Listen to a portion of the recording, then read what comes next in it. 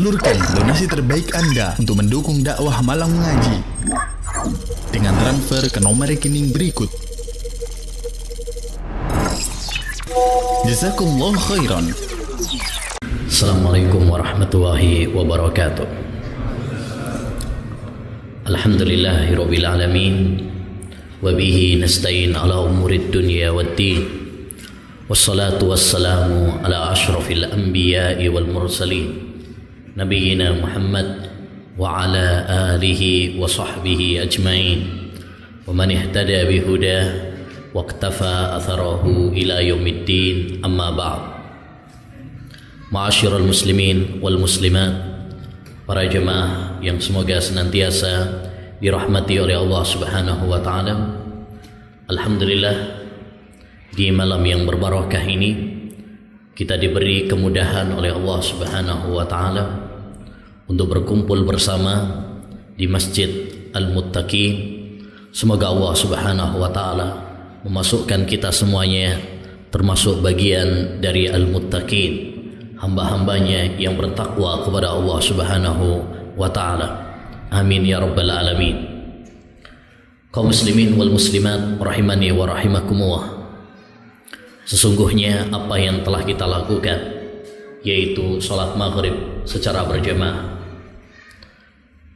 kemudian sambil menunggu sholat isya kita berzikir kepada Allah Subhanahu wa taala, kita ngaji bersama. Ini adalah suatu amalan yang sangat mulia.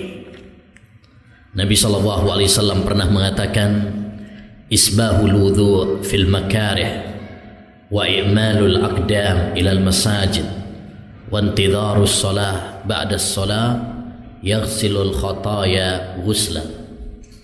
Menyempurnakan wudu ketika kita lagi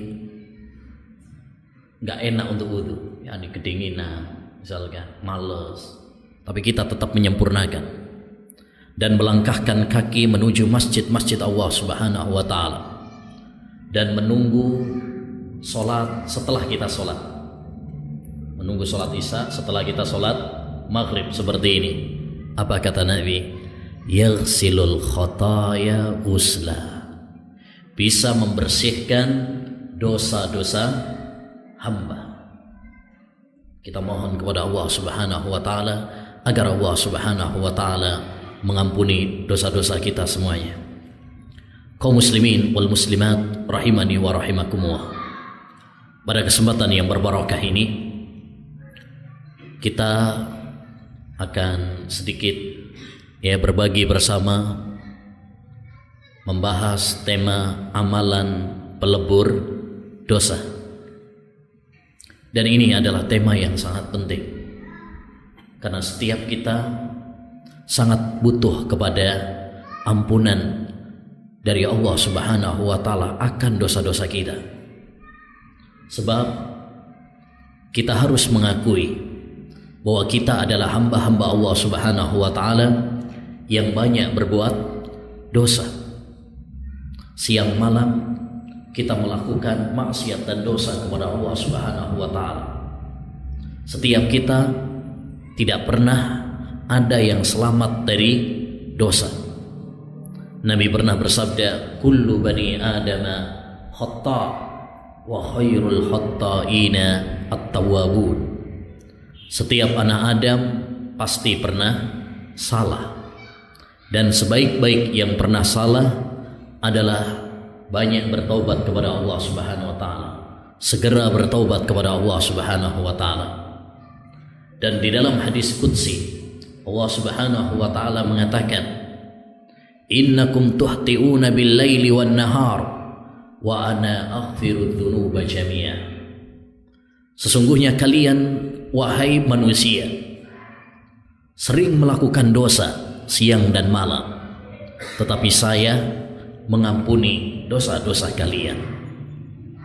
Allah Subhanahu wa taala sangat sayang kepada kita. Oleh karenanya seorang hamba tatkala menyadari bahwa dirinya banyak melakukan dosa, janganlah dia putus asa. Hendaknya dia berusaha untuk bertaubat dan mengiringinya dengan amal saleh. Allah Subhanahu wa taala berfirman dalam surat Az-Zumar ayat 53, "Qul ya ibadiyalladzina asrafu ala anfusihim la taqnatu min rahmatillah innallaha yaghfiru dzunuba jami'a innahu huwal ghafurur rahim." Katakanlah, wahai para hambaku yang berbuat zalim terhadap diri mereka sendiri, yaitu dengan maksiat dan dosa, janganlah kalian putus asa dari rahmat Allah Subhanahu wa taala. Sesungguhnya Allah Subhanahu wa taala mengampuni semua dosa, apapun dosa kita. Jika kita bertobat kepada Allah, jika kita minta ampun kepada Allah Subhanahu wa taala, maka Allah Subhanahu wa taala akan mengampuninya. Sesungguhnya Allah Subhanahu wa taala Maha mengampuni lagi Maha penyayang. Pada kesempatan yang berbarokah ini, kita akan membahas tentang beberapa amalan yang dikabarkan oleh Allah Subhanahu wa taala dan dikabarkan oleh Rasulullah sallallahu alaihi wasallam bahwa amalan-amalan tersebut bisa melebur dosa-dosa kita.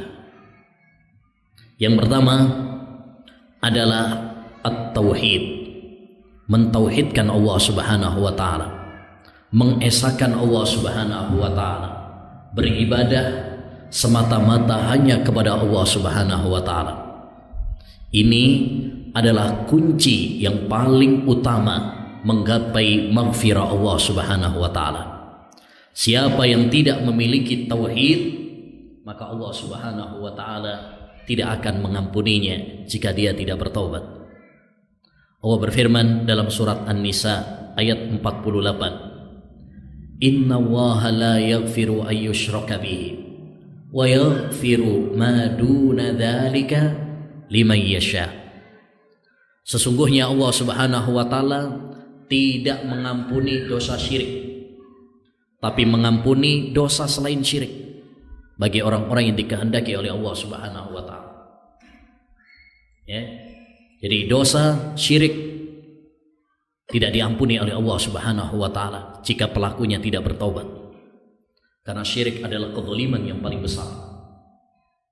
Karena dia berarti menyamakan Allah Subhanahu wa taala, zat yang maha mulia, dengan makhluk yang hina, yang rendah. Bagaimana mungkin Allah Subhanahu wa taala zat yang maha mulia disamakan dengan makhluk yang hina? Ini adalah kezaliman yang paling besar. Inna syirka la dzulmun adzim. Tapi dosa selain syirik Allah akan mengampuni bagi orang-orang yang dikehendakinya. Ya. Oleh karenanya dalam hadis qudsi Allah Subhanahu wa taala pernah berfirman, "Ya bani Adam, innaka law ataitani biqurabil ardi khataya summa lakitani la tusyriku bihi syai'an la ataituka biha biqurabiha maghfiratan." Wahai anak Adam, andaikan kau datang padaku dengan membawa segudang dosa, setumpuk dosa seluas bumi, kemudian kau datang padaku dalam keadaan tidak menyekutukanku, yakni bertauhid kepada Allah Subhanahu wa taala, maka saya pun akan mengampuni dosa-dosamu. Oleh karenanya, ma'asyiral muslimin rahimani wa rahimakumullah wal muslimat, kewajiban bagi kita memperkuat apa? Tauhid. Jangan pernah bosan untuk mempelajari tauhid. Fa'lam annahu la ilaha illallah. Ya, pelajarilah bahwasanya tidak ada sesembahan yang berhak untuk diibadahi kecuali hanya Allah Subhanahu wa taala semata. Dan hendaknya kita berusaha merawat, menjaga tauhid ini sampai detik-detik kematian kita. Wala tamutunna illa wa antum muslimun. Jangan kalian mati kecuali dalam keadaan Islam, mentauhidkan Allah Subhanahu wa taala. Ya, man kana akhiru kalamihi la ilaha illallah dakhalal jannah. Barang siapa yang akhir ucapannya adalah tauhid, la ilaha illallah, tidak ada sesembahan yang berhak untuk diibadahi kecuali hanya Allah Subhanahu wa taala saja, maka dia akan masuk surga. Mari kita perbanyak doa supaya Allah Subhanahu wa taala mewafatkan kita semuanya di atas tauhid. Yang kedua, di antara amalan yang bisa melebur dosa-dosa kita adalah iman dan amal saleh. Iman dan amal saleh. Sebagaimana Allah Subhanahu wa taala berfirman dalam surat At-Taghabun ayat 9. Wa may yu'min billah wa ya'mal salihan yukaffir anhu sayyi'atihi wa yudkhilhu jannatin tajri min tahtihal anhar khalidina fiha abada dzalikal fawzul adzim. Barang siapa yang beriman kepada Allah dan beramal saleh. Dan perlu diketahui yang namanya amal saleh disebut sebagai amal saleh kalau dia memenuhi dua syarat. Syarat yang pertama adalah ikhlas, hanya mengharapkan wajah Allah Subhanahu wa taala semata. Syarat yang kedua adalah sesuai dengan tuntunan Rasulullah sallallahu alaihi wasallam. Jika salah satu syarat ini tidak terpenuhi, maka amalan tersebut tidak disebut sebagai amal saleh. Barang siapa yang beriman kepada Allah dan dia beramal saleh, apa kata Allah? Allah akan ampuni dosa-dosanya. Dan Allah akan memasukkan dia ke surga yang mengalir di dalamnya, di bawahnya, ya, sungai-sungai. Mereka kekal di dalamnya selama-lamanya. Dzalikal fawzul adzim. Itulah kebahagiaan dan kesuksesan yang sesungguhnya. Kesuksesan yang sesungguhnya bukan kita meraih jabatan dan tahta, bukan kita menjadi orang kaya, tetapi sukses yang sesungguhnya tatkala kita menginjakkan kaki kita di surga Allah Subhanahu wa taala, tatkala kita diselamatkan dari api neraka. Itulah kesuksesan yang sesungguhnya. Faman zuhziha 'anil nar wa udkhilal jannah faqad faz wa mal hayatud dunya illa mata'ul ghurur. Barang siapa yang diselamatkan oleh Allah dari neraka dan dimasukkan oleh Allah ke surga, maka sungguh dia telah beruntung. Dia sukses, dia bahagia. Adapun dunia ini, tidaklah dunia ini melainkan kesenangan yang menipu. Jadi ma'asyiral muslimin, di antara kiat agar Allah Subhanahu wa taala mengampuni dosa-dosa kita adalah dengan memperkuat keimanan kita dan memperbanyak amal soleh kita. Oleh karenanya kewajiban bagi kita untuk selalu berusaha meningkatkan keimanan kita. Ya, mengevaluasi keimanan kita.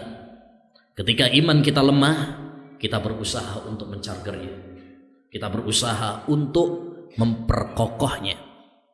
Nabi bersabda, "Innal imana la yahluku kama yahluku ats-tsaub, fajaddidul imana fi qulubikum." Iman itu kadang luntur, seperti halnya baju kalian luntur. Maka perbaharui selalu keimanan kalian. Kita aja kalau punya HP-nya lemah, akan kita cas. Demikian juga keimanan kita. Tatkala iman kita lemah, hendaknya bagi kita semuanya untuk berusaha meningkatkannya, memperkokohnya, menguatkannya dengan ketakwaan kepada Allah, dengan amal saleh, dengan ilmu yang bermanfaat, dengan membaca Al-Quran, dengan zikir kepada Allah Subhanahu wa taala, dengan bergaul dengan orang-orang yang saleh. Itulah cara-cara untuk meningkatkan keimanan kepada Allah Subhanahu wa taala.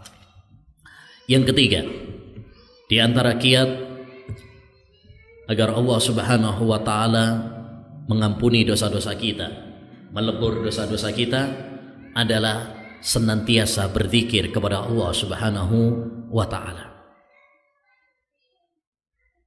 Sebagaimana Allah berfirman dalam surat Al-Ahzab ayat 35. Allah berfirman, "Wadh-dzakirina Allaha katsiran wadh-dzakirat. A'addallahu lahum maghfiratan wa ajran 'azima." Dan orang-orang yang berzikir kepada Allah, baik laki-laki maupun perempuan, Allah akan persiapkan untuk mereka maghfirah, ampunan dari Allah SWT. Ampunan itu, ayyuhal ikhwah, tatkala Allah menutup dosa-dosa kita. Kita sering berbuat dosa kepada Allah SWT, dan terkadang dosa tersebut dibongkar oleh Allah Subhanahu wa taala dan kadang ditutupi oleh Allah Subhanahu wa taala. Tatkala Allah menutupi aib kita, dosa kita, itu berarti ampunan dari Allah Subhanahu wa taala.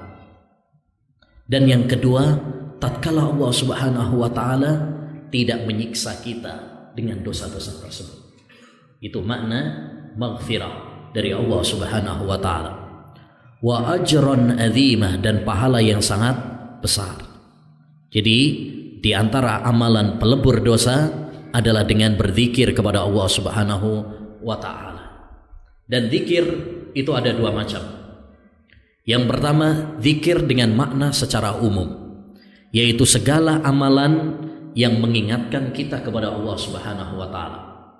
Setiap amal ketaatan yang mengingatkan kita kepada Allah Subhanahu wa taala, itu namanya zikir. Sebagian ulama salaf pernah mengatakan, kullu amilin bi taatillah fahuwa dzakirun lillah. Setiap orang yang mengamalkan ketaatan kepada Allah berarti dia berzikir kepada Allah Subhanahu wa taala. Kita ziarah kubur, kita menjenguk sahabat kita yang sakit, itu namanya zikir kepada Allah. Karena dengan kita ziarah kubur, dengan kita menjenguk sahabat kita yang sakit, kita teringat dengan kematian, kita teringat dengan akhirat.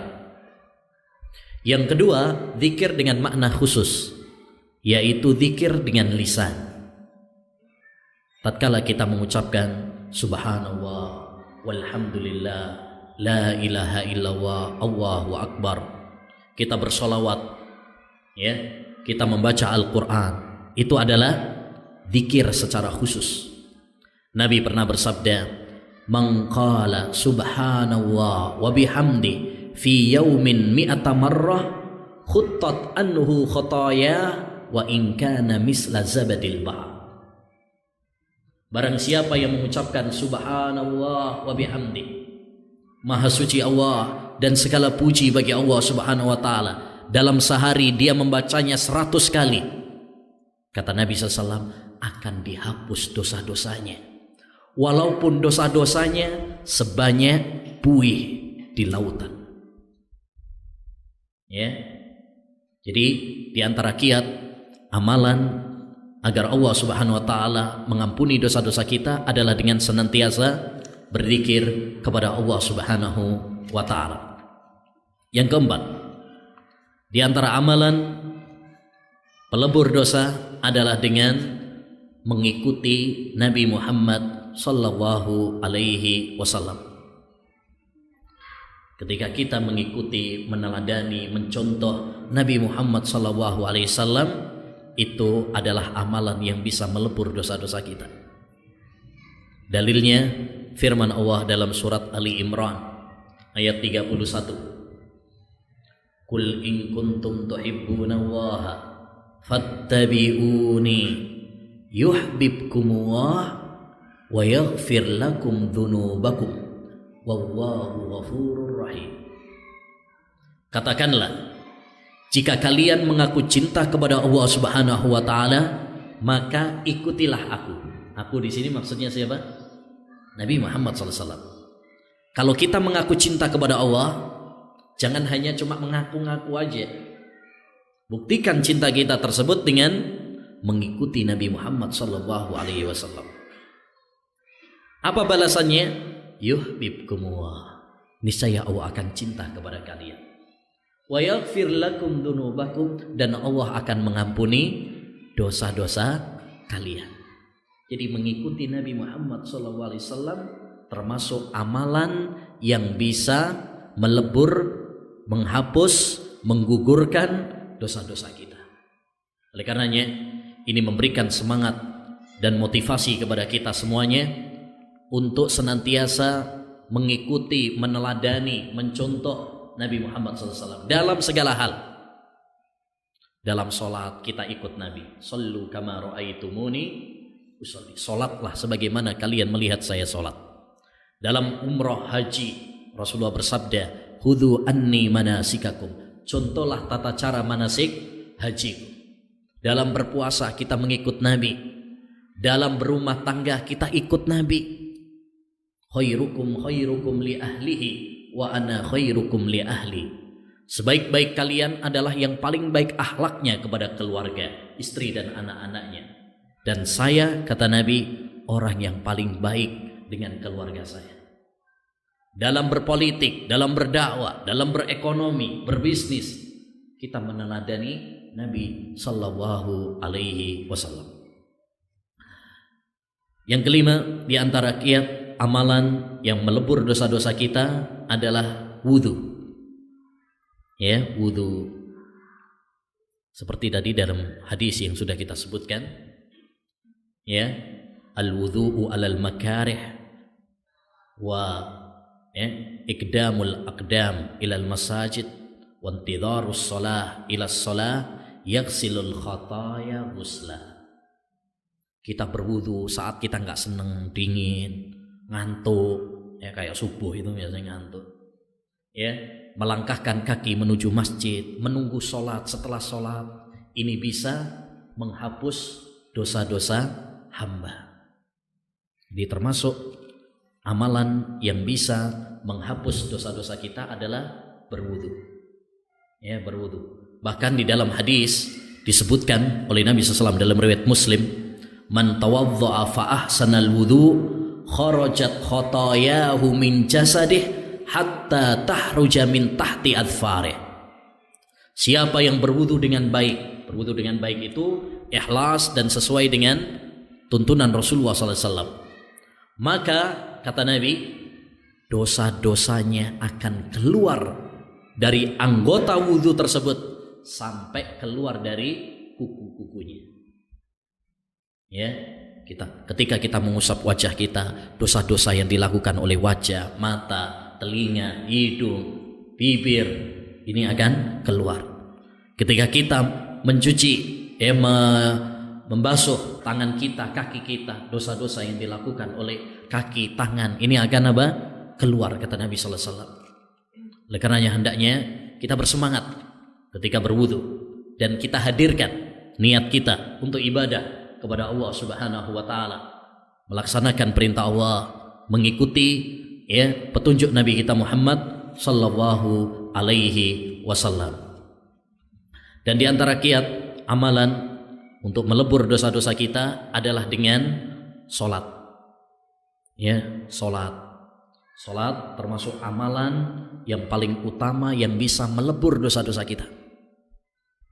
Nabi Sallallahu Alaihi Wasallam pernah bersabda, "Ara'aitum law anna nahran bibabi ahadikum yaghtasilu minhu kulla yawmin 5 marrat hal yabqa min daranihi syai'." Nabi pernah nanya kepada sahabat, bagaimana menurut kalian andaikan ada seorang di depan rumahnya ada sungai, dia mandi di sungai tersebut 5 kali sehari, masih kotor nggak badannya? Jawab para sahabat, la yabqa min daranihi syai'. Ya tentu bersih wahai Nabi, 5 kali. Kita aja berapa? Paling 2 kali, 3 kali udah bersih tuh. Ya, apalagi 5 kali gitu kan. Qala fadzalika masalus salawatil khams yamhullahu bihinnal khataya. Demikianlah perumpamaan salat 5 waktu.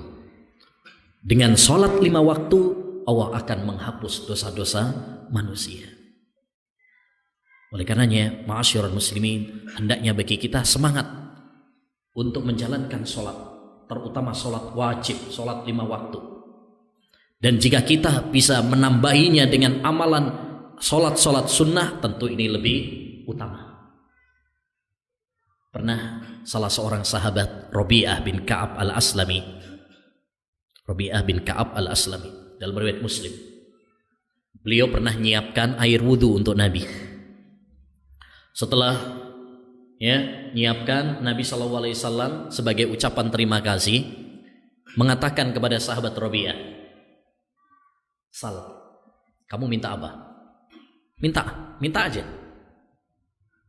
Ya, artinya nanti Nabi akan berusaha untuk mewujudkan keinginannya. Ini kalau misalkan presiden nanya kepada sampean, "Jaluk apa sampean?" Ya. Insyaallah jawabannya akan minta sepeda. Nah, ya, itu bukan sesuatu yang sulit. Tapi para sahabat bukan orang-orang yang pencari dunia. Mungkin kalau kita, ya itu mungkin jawabannya, sepeda, minta jabatan, ya, minta rumah, minta ini itu.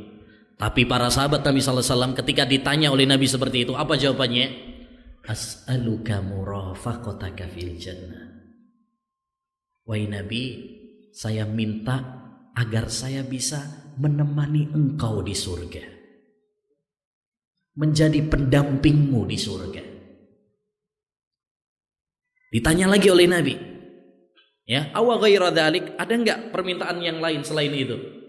Qala huwa dzaka ya Rasulullah. Itu aja wahai Nabi, saya enggak pengen yang lain. Masya Allah, ini cita-citanya para sahabat. Ya, bukan dunia yang mereka cari. Yang mereka cari adalah surga, apalagi dekat, bersanding, bertetangga dengan Nabi Muhammad SAW. Ya, lalu kata Nabi, fa inni ala nafsika bikasrati sujud. Kalau begitu, bantulah aku mewujudkan cita-citamu tersebut dengan memperbanyak sujud. Maksudnya memperbanyak sujud bagaimana? Memperbanyak sholat, bukan sujud tok gitu, bukan. Apalagi sujud terus habis itu ya nggak balik-balik, turu dibalik. Nah, selanjutnya ma'asyiral muslimin rahimani wa rahimakumullah, di antara amalan pelebur dosa adalah puasa. Ya, puasa. Ini pelebur dosa. Dalilnya sabda Nabi sallallahu alaihi wasallam dalam riwayat Bukhari dan Muslim, "Man shoma ramadhana imanan wa ihtisaban, ghufira lahu ma taqaddama min dhanbi." Barang siapa yang puasa Ramadan atas dasar iman dan ikhlas mengharapkan pahala dari Allah Subhanahu wa taala, akan diampuni dosa-dosanya yang telah lalu. Ya. Nah, bentar lagi udah masuk bulan Ramadan. Mari kita sambut bulan Ramadan dengan ya lapang dada, dengan kejernihan hati, dengan stamina, ya, dengan semangat, seneng, jangan malah sedih. Ada orang kalau pas mau Ramadan malah sedih. Aduh, sore mari. Ya. Jangan, hendaknya kita malah gembira. Karena di bulan Ramadan Allah Subhanahu wa taala membuka pintu-pintu surga, melipat gandakan pahala, menutup pintu-pintu neraka, ya, membelenggu para setan yang durjana. Bahkan ada suatu malam yang lebih baik dari 1000 bulan. 1000 bulan sama dengan 83 tahun 4 bulan. Ya. Maka mari kita sambut dengan banyak doa kepada Allah, supaya Allah memberikan kita kesempatan bertemu dengan bulan Ramadan dan memberikan kekuatan dan kemudahan kepada kita agar kita bisa memaksimalkannya dengan ketaatan kepada Allah. Mari kita sambut ya dengan ilmu, kita pelajari hal-hal yang bermanfaat, hal-hal yang berkaitan dengan bulan Ramadan. Ya, apa saja yang dianjurkan, apa saja yang dilarang. Mari kita sambut bulan suci Ramadan dengan banyak taubat, istighfar kepada Allah Subhanahu wa taala. Mari kita sambut bulan suci Ramadan dengan kesucian hati. Tidak ada dengki, tidak ada permusuhan di antara kita. Dan mari kita sambut bulan suci Ramadan dengan semangat, tekad yang bulat. Jika Allah memberikan kesempatan kepada kita bertemu dengan bulan Ramadan, kita akan memaksimalkannya dengan baik. kita akan berlomba-lomba di dalam kebaikan. Dan di antara amalan pelebur dosa adalah haji dan umrah. Haji dan umrah. Nabi SAW bersabda, al-umratu ilal umrah kaffaratul lima bainahuma. Umrah ke umrah berikutnya ini adalah pelebur dosa-dosa antara keduanya. Wal hajjul mabrur laisa lahu jazaa'un illal jannah. Dan haji yang mabrur tidak ada balasan untuknya melainkan surga. Haji yang mabrur. Haji yang mabrur itu haji yang ikhlas, haji yang sesuai dengan tuntunan Rasulullah, haji yang dengan harta yang halal. Ini haji yang mabrur, bukan haji mabur, cuma sekedar kita berangkat ke sana, dapat predikat Pak Haji, Bu Haja, padahal di sana kerjanya cuma selfie aja. Nah, haji yang mabrur adalah haji yang kita ikhlas karena Allah Subhanahu wa Ta'ala, haji yang sesuai dengan tuntunan Rasulullah SAW. Jadi umrah, kalau kita diberi rezeki oleh Allah Subhanahu wa Ta'ala, maka jangan pelit-pelit untuk umrah. Kadang ada orang itu eman-eman, wah eman duitnya dipakai untuk umrah. Nggak perlu.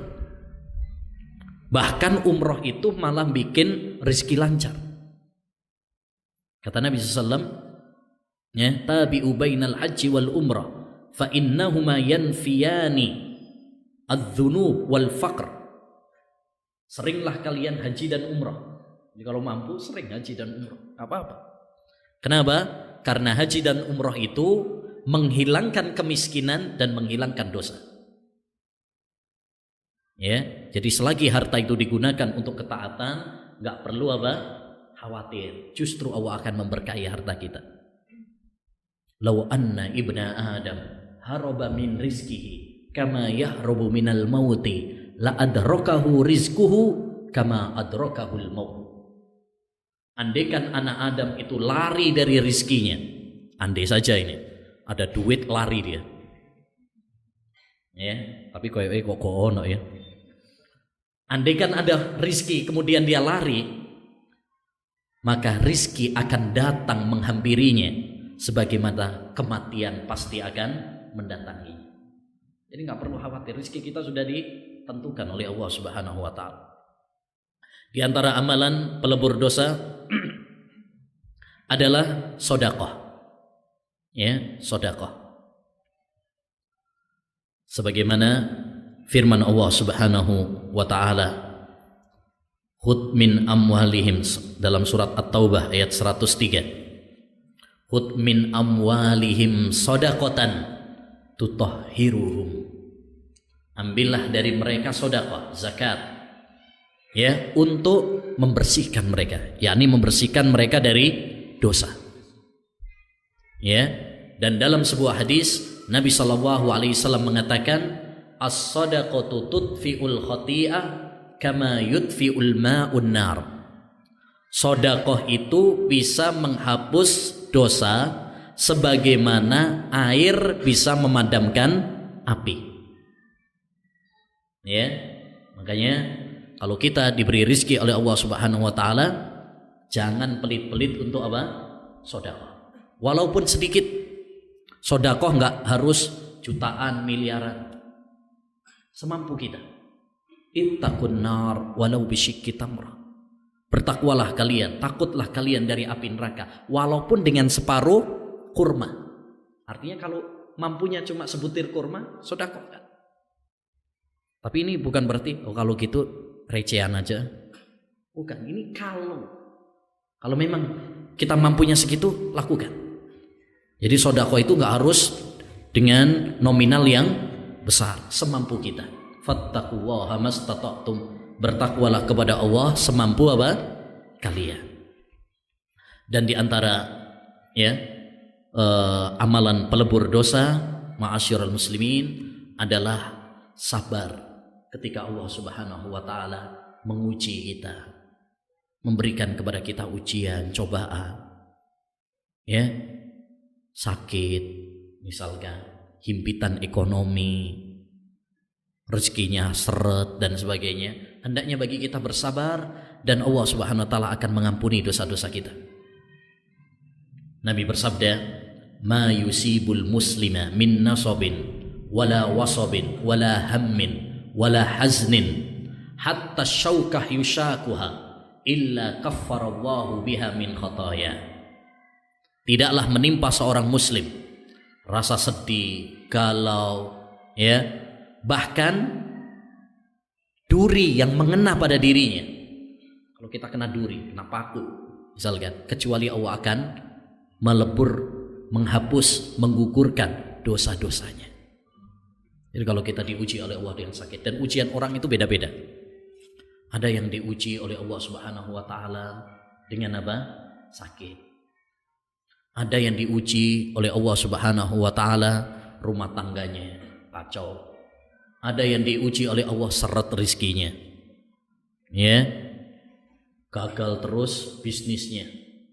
Di mana-mana enggak diterima lamaran pekerjaannya. Sekali diterima di PHK. Nah, mungkin itu ujian dari Allah Subhanahu wa taala, beda-beda. Ada yang diuji oleh Allah enggak dapat jodoh. Di sana sini tertolak terus, mardud. Nah, ujian dari Allah Subhanahu wa taala. Ada yang udah nikah enggak dapat anak, ujian dari Allah Subhanahu wa taala. Ya. Nah, maka ketika seorang bersabar, ya, menghadapi ujian dari Allah Subhanahu wa taala, itu adalah pelebur dosa bagi dia. Ya, seorang mukmin harus tegar tatkala menghadapi ujian dan cobaan dari Allah. Kata Nabi sallallahu alaihi wasallam, "Ajaban li amril mu'min, inna amrahu kullahu khair." Sungguh menakjubkan urusan orang yang beriman. Semua urusannya baik bagi dia. In asabathu sarra'u syakar. Kalau dia mendapatkan nikmat, dia bersyukur, itu baik baginya. Wa in asabathu dharra'u sabar, fakana khairan lah. Kalau dia mendapatkan musibah, dia sabar, dan itu pun baik baginya. Mari kita belajar dari sebuah pohon. Pohon itu ya, kalau siang kepanasan, kalau hujan kehujanan, tapi dia tetap tegar. Dia tetap tegar. Begitulah sifat seorang mukmin. Apapun yang menimpa dirinya, dia tetap apa? Tegar. Dan di antara amalan pelebur dosa adalah ya akhlak yang baik. Ya, akhlak yang baik. Ketika kita ya bertemu dengan saudara kita menebarkan senyum kepadanya, kita salam kepadanya, kita berjabat tangan dengannya. Wah, ini termasuk pelebur apa?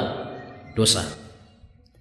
Nabi bersabda, "Inna min mujibatil maghfirah badlus salam wa husnul kalam." Termasuk amalan pelebur dosa adalah mengucapkan salam dan ucapan yang baik, ngomong yang baik. Dan Nabi SAW bersabda, ya, innal mu'mina idza laqiyal mu'min, ya, fasallama alaihi wa akhadha bi yadihi tanasarat khotayahu kama yatanasaru waraqus syajar.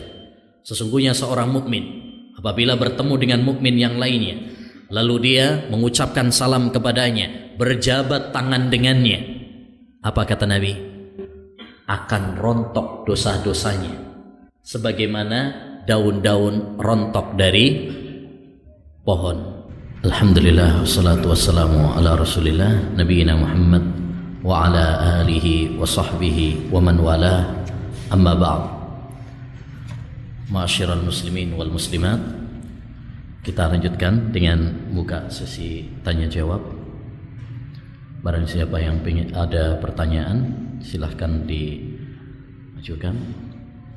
Yang bisa dijawab ya dijawab, yang nggak bisa, wallahu a'lam. Ya.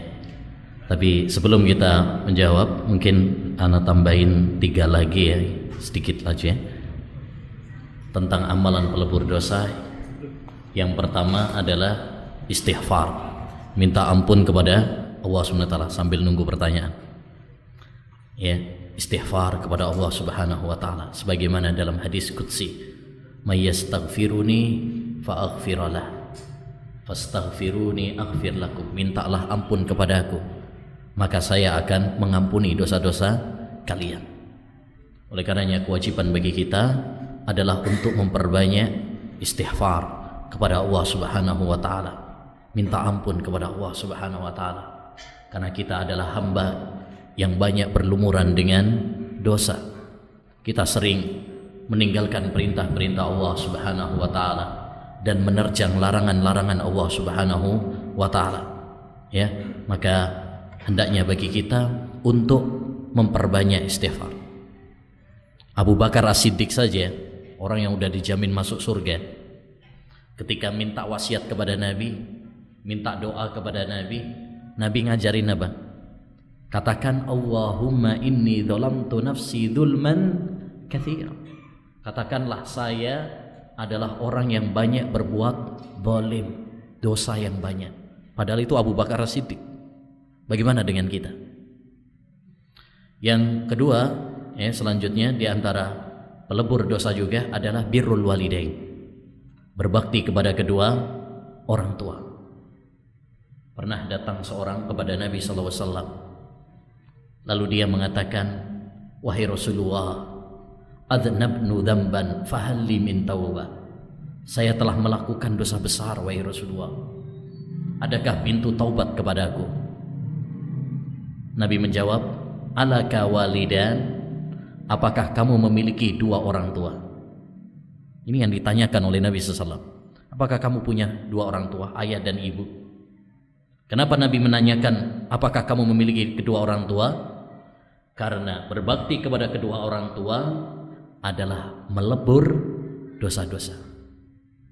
Ya, maka ma'asyiral muslimin, selagi Allah Subhanahu wa taala memberikan kepada kita kesempatan bertemu dengan kedua orang tua kita, hendaknya bagi kita memanfaatkannya dengan baik, dengan berbakti kepada kedua orang tua kita, berusaha menyenangkan, membahagiakan keduanya, dan tidak durhaka kepada keduanya. Nabi bersabda, al-walidu awsatu abwabil jannah. Kedua orang tua itu adalah pintu surga yang paling bagus. Jadi kalau kita ingin untuk masuk surga, pintu surga yang paling bagus adalah dengan berbakti kepada kedua orang tua. Dan ingat, sebanyak apapun kebaikan yang kita berikan kepada kedua orang tua, belum sepadan dengan jasa dan kebaikan orang tua yang berikan kepada kita. Dalam riwayat Bukhari dalam Adabul Mufrad, pernah ada seorang datang kepada sahabat Ibnu Umar. Dia mengatakan, wahai Ibnu Umar, saya datang dari jauh. Dalam riwayat yang lain dari Yaman. Saya gendong ibu saya. Saya ke Mekah, tawaf, sa'i, selalu saya gendong ibu saya. Apakah saya telah membalas kebaikan ibu saya? Apa jawaban sahabat Ibnu Umar? Belum. Walaupun satu hembusan nafas yang dihembuskan oleh ibumu tatkala melahirkan kamu. Jadi mungkin kita telah berbuat baik kepada orang tua kita, merasa bahwasanya kita sudah membalas kebaikan. Belum, sama sekali belum. Kasih sayang orang tua, terutama seorang ibu, tidak bisa terbalaskan dengan apapun dari dunia. Yang terakhir di antara amalan pelebur dosa adalah dengan menuntut ilmu. Dengan menuntut ilmu.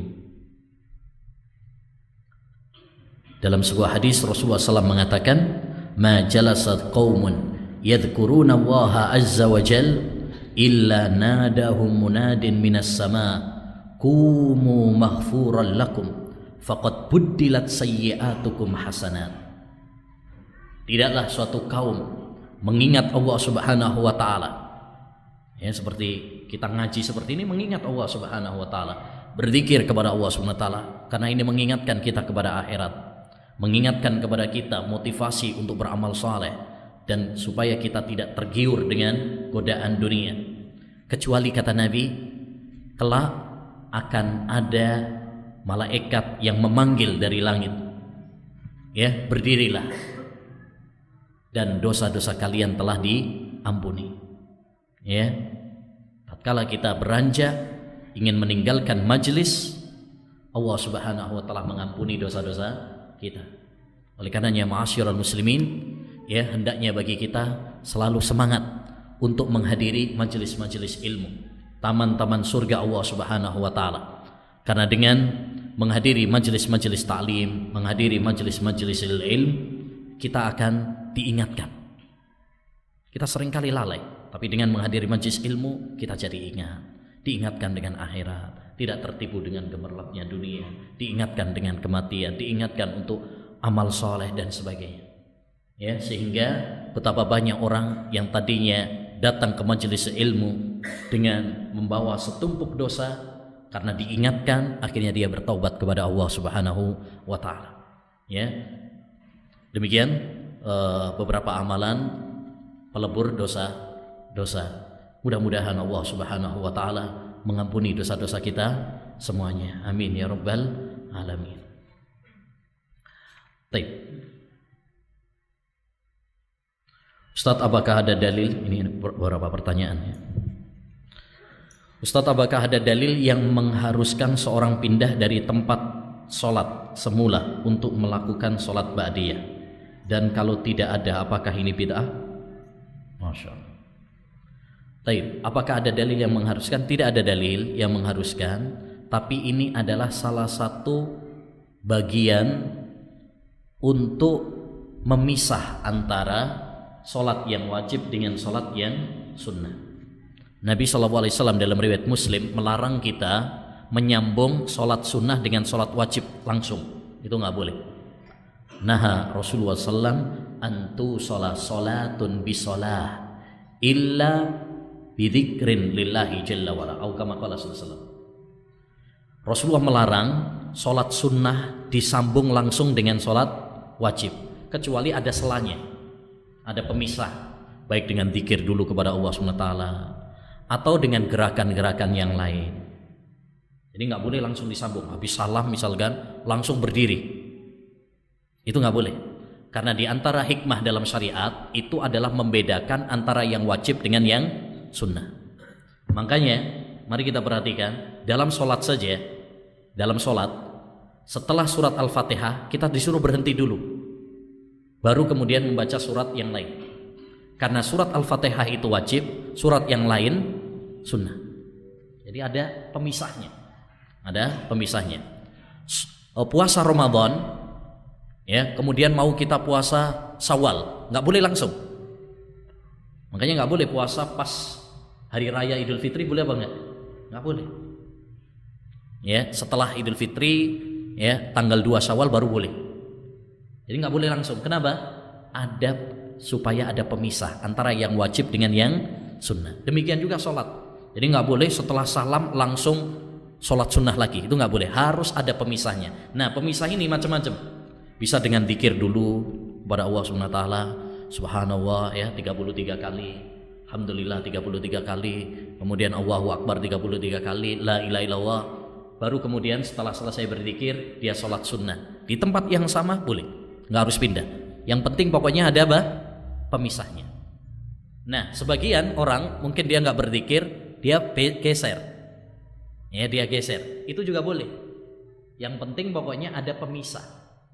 Ya, pemisah. Jadi ini bukan suatu hal yang bid'ah. Jangan gampang-gampang membid'ahkan. Ya. Jangan kita mengatakan suatu bid'ah kalau ulama nggak bilang bid'ah. Ya, kalau ulama nggak bilang bid'ah. Nah, ini para ulama nggak mengatakan bid'ah, karena itu salah satu cara untuk memisah antara yang wajib dengan yang sunnah. Tapi itu bukan suatu kewajiban. Kalau kita nggak pindah, misalkan, tapi kita sudah ada pemisah, udah lama, misalkan, kita sudah berzikir, ya, boleh apa tidak di tempat yang sama? Boleh. Jadi nggak harus pindah. Yang penting pokoknya ada pemisahnya antara yang wajib dengan yang sunnah. Wallahu a'lam.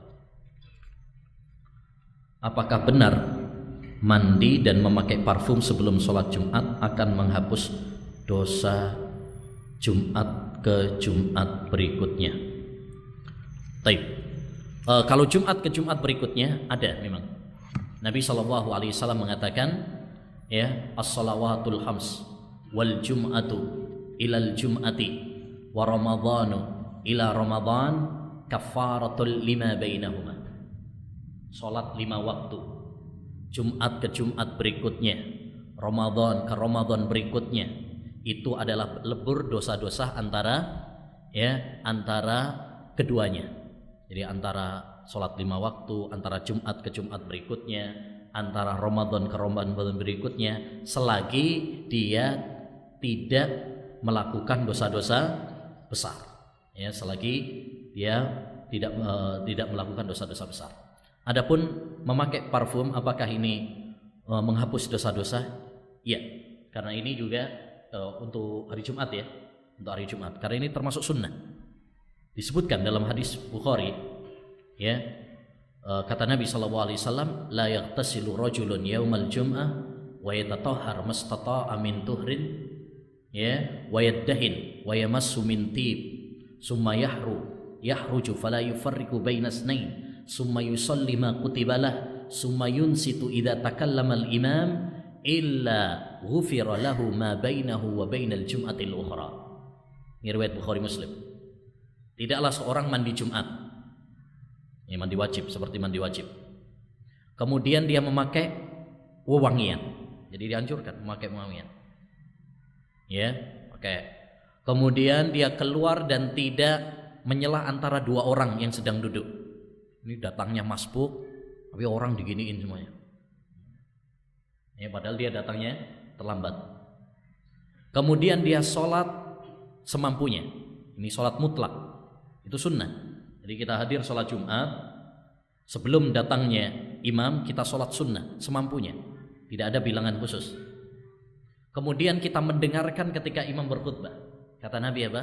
Kecuali dosa-dosanya akan diampuni antara Jumat tersebut dan Jumat berikutnya. Jadi ini benar termasuk amalan pelebur dosa, ya. Dan banyak amalan-amalan yang belum kita sebutkan, ya, karena keterbatasan waktu. Banyak sholawat kepada Nabi SAW, doa, membaca Al-Quran, banyak yang belum kita sebutkan.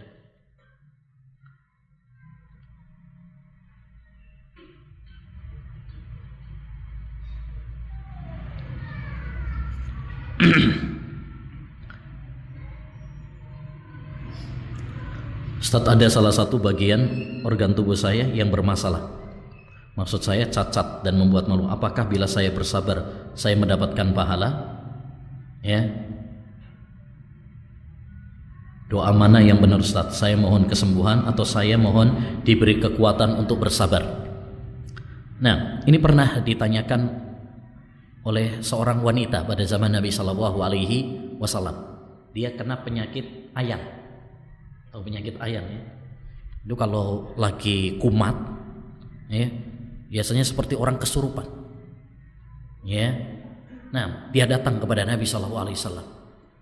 Ya Rasulullah, ya, doakan agar saya diberi kesembuhan oleh Allah Subhanahu wa Ta'ala. Kata Nabi, kalau kamu mau, saya akan berdoa agar Allah menyembuhkan penyakit. Tapi kalau kamu mau bersabar, kamu akan dapat surga. Wanita tersebut kemudian memilih apa? Saya sabar supaya saya dapat surga. Nggak apa-apa, wis. Saya ayanan, yang penting saya dapat surga. Saya akan sabar. Begitu, ya, subhanallah. Para sahabat Nabi, baik yang laki maupun yang perempuan, cita-cita mereka adalah surga. Subhanallah. Ya, akhirnya dia datang lagi kepada Nabi. Wahai Rasulullah, saya memilih untuk sabar supaya dapat surga, tapi hanya satu yang saya minta, yaitu kalau saya kumat ayannya biasanya tersingkap aurat saya. Maka tolong doakan supaya kalau saya kumat ayannya tidak tersingkap apa? Auratnya. Subhanallah. Dan Nabi SAW pun akhirnya apa? Mendoakan supaya auratnya tidak tersingkap. Ini menunjukkan bagaimana para wanita sahabat Mereka memiliki sifat apa? Malu. Malu kalau auratnya terbuka. Sekarang banyak wanita malu-maluin, malah pamer auratnya. Ya, auratnya malah dipamerkan. Dulu para wanita malu kalau seandainya aurat mereka terbuka. Padahal kalau seandainya ada wanita yang ayanan kumat kemudian tersingkap auratnya, dosa apa enggak itu? Enggak dosa, karena itu bukan keinginannya, bukan kesengajaan. Sekalipun demikian dia minta kepada Nabi SAW agar ya ketika dia ketika dia kumat penyakitnya, supaya apa? Ditutupi auratnya. Nah, jadi kalau saudara mau niru ya, maka hendaknya bersabar. Semoga Allah Subhanahu wa taala memberikan apa? Balasan pahala dan surga kepada kita semuanya, ya, termasuk kepada Anda. Baik. Ustaz, tolong wasiatkan agar kami menghindari maksiat, terutama ketika sendirian. Ya, untuk saya juga. Ya, untuk kita semuanya. Memang kalau lagi sendiri itu godaan setan lebih apa? Lebih kencang. Terutama zaman sekarang. Zaman teknologi, zaman media sosial. Orang kalau zaman dulu, orang mau maksiat itu susah. Ngintip orang itu susah. Tapi zaman sekarang mau melihat dosa, melihat aurat wanita, ya gampang banget. Tinggal masuk kamar, dikunci, ya buka HP, buka apa itu? YouTube, ya. Udah, buka internet dan sebagainya.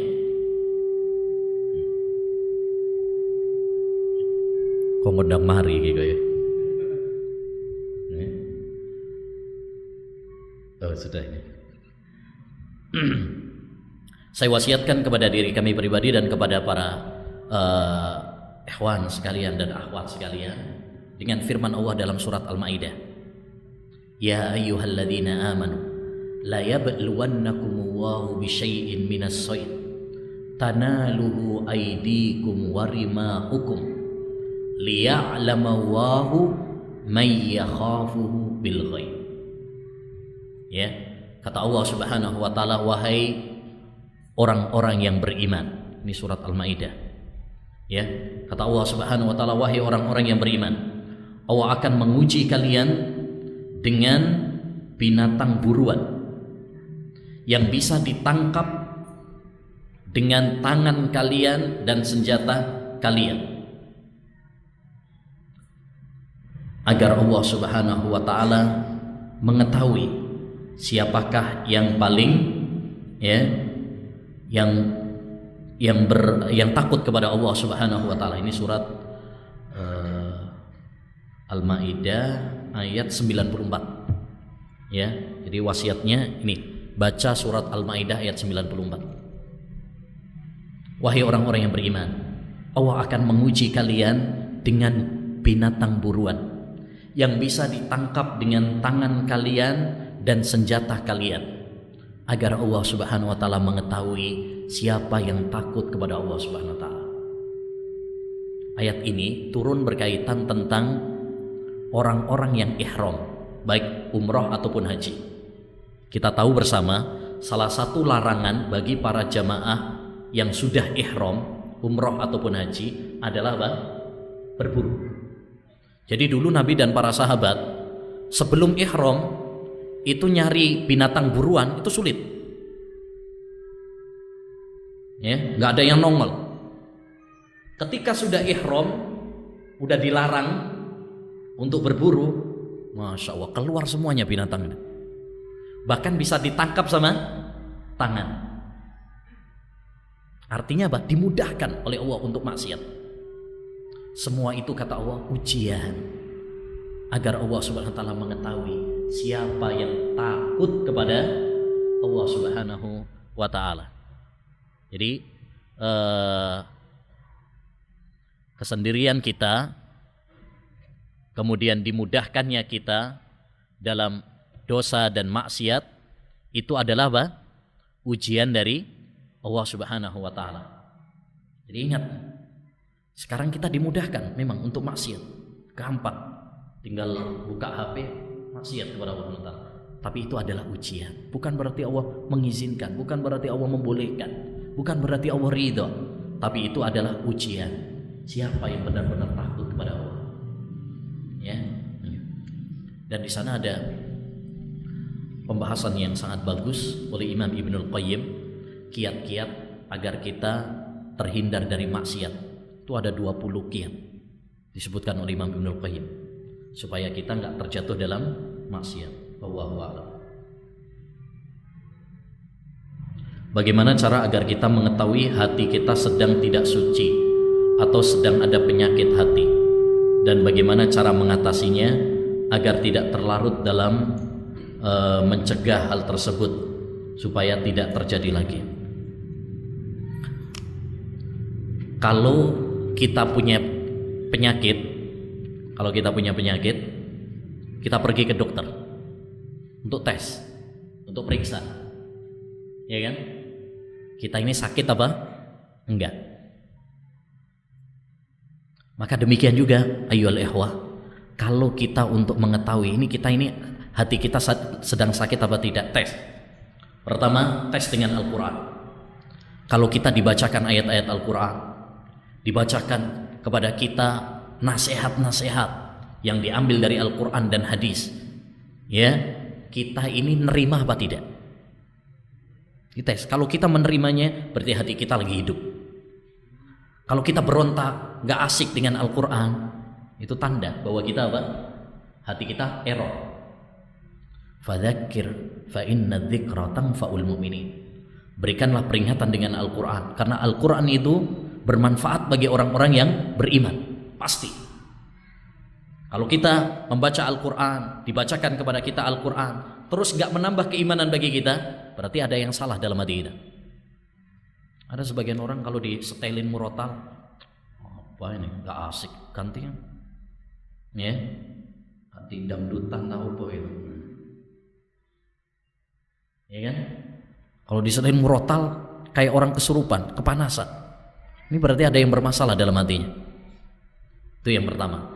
Tes juga yang kedua, ketika ada ya kejadian-kejadian di sekitar kita, apakah kita mengambil pelajaran atau tidak? Banyak pelajaran di sekitar kita. Ada orang meninggal dunia, itu pelajaran penting dari kita. Kita ngambil pelajaran apa enggak?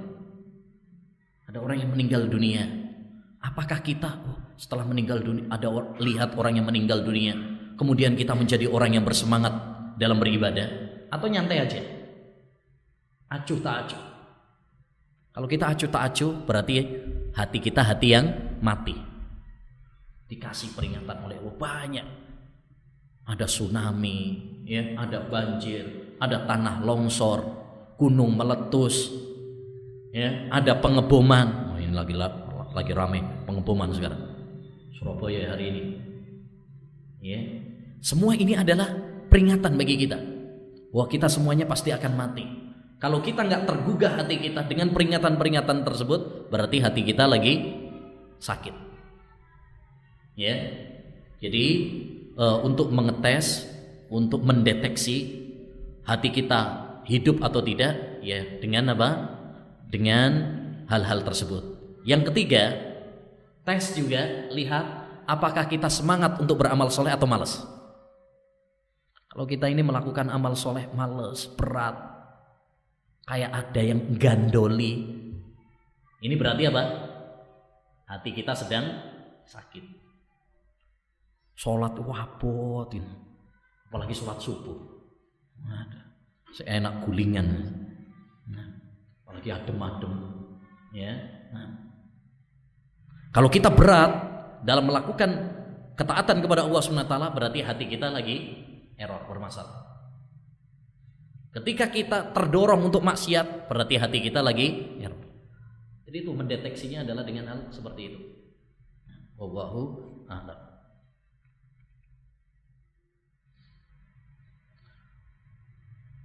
Ustaz, beri kami motivasi terus ini.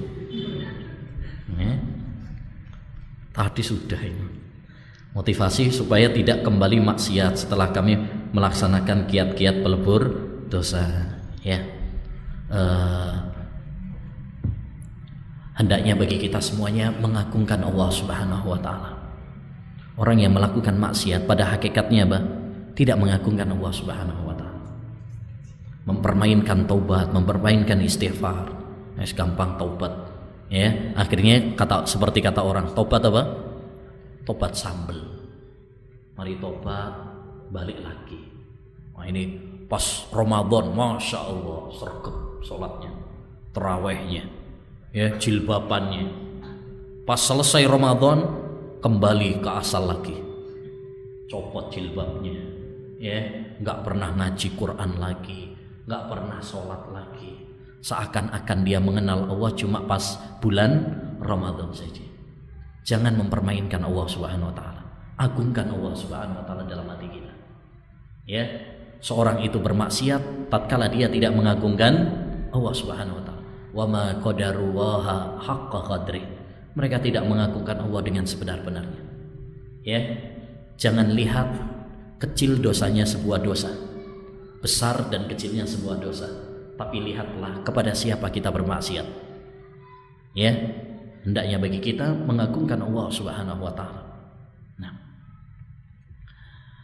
demikian mungkin yang dapat kita bahas. Mudah-mudahan yang sedikit ini bermanfaat, ya, menambah ilmu bagi kita, menambah iman kita, dan menambah ukhuwah Islamiyah, ya, di antara kita semuanya. Amin ya rabbal alamin. Kita tutup dengan doa kafaratul majlis, doa penutup majlis. Dan sebagai faedah, doa penutup kafaratul majlis ini termasuk pelebur dosa, karena ini ada kaitannya dengan pelebur dosa.